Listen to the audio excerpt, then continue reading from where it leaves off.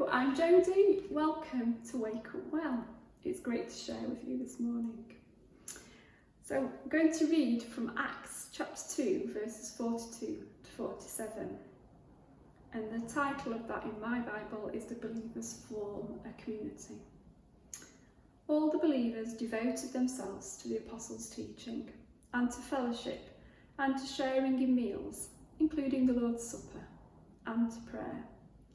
A deep sense of awe came over them all, and the apostles performed many miraculous signs and wonders.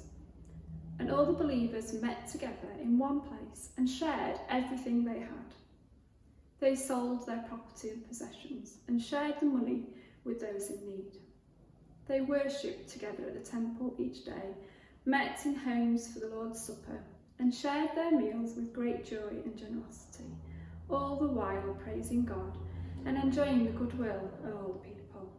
And each day the Lord added to their fellowship those who were being saved. And here in Acts 2, we've got a picture, haven't we, of the believers being in community, of living their lives as Jesus had demonstrated and as the apostles continue to teach and recommend. And this week, as we're exploring the holy habit of evangelism, it's interesting to note in particular how it ends, how that chapter ends in verse 47. It says, "And each day the Lord added to their fellowship those who were being saved." Now, when people ask me if I'm an evangelist, my answer is generally no. Not naturally, no, I'm not. But this doesn't actually stand up as an answer or as an argument, does it, when you look at this passage? Because actually we're all evangelists, because our life being lived as Christ calls us to live it, our life being full of Christ, because Christ is within us and is throughout everything about me, our life is therefore attractive to others. I know I'm contradicting myself here. I am naturally an evangelist because I carry Christ in me. Christ is in me.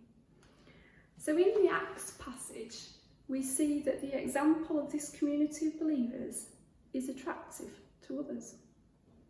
It can be easier, can't it, in our culture, to perhaps to hide the fact that we're a Christian, that we're a churchgoer, that we're part of a community with other believers. But rather than being fearful of what people might think, maybe people would think we're strange or that we're a bit odd. Actually, what we should be doing, as it shows here in Acts, is that we should have confidence and trust in God. That when we're open and honest and consciously choosing to be open about following Christ, that what we display, how we act, what we reflect, the choices that we make, the beliefs that we hold, they'll actually be attractive to others. So my nervousness about calling myself an evangelist is unwarranted. Yes, I do need to be able and willing and ready at all times to talk about Jesus and the difference that he makes in my life. I need to be willing to witness, don't I? But actually, the whole of my life should also be a witness. So in choosing to dig into the holy habits, to enjoy the adventure of going deeper in my relationship with God through prayer, reading my Bible, through fasting, through being in community with others and so on, this in turn will be seen by others in me.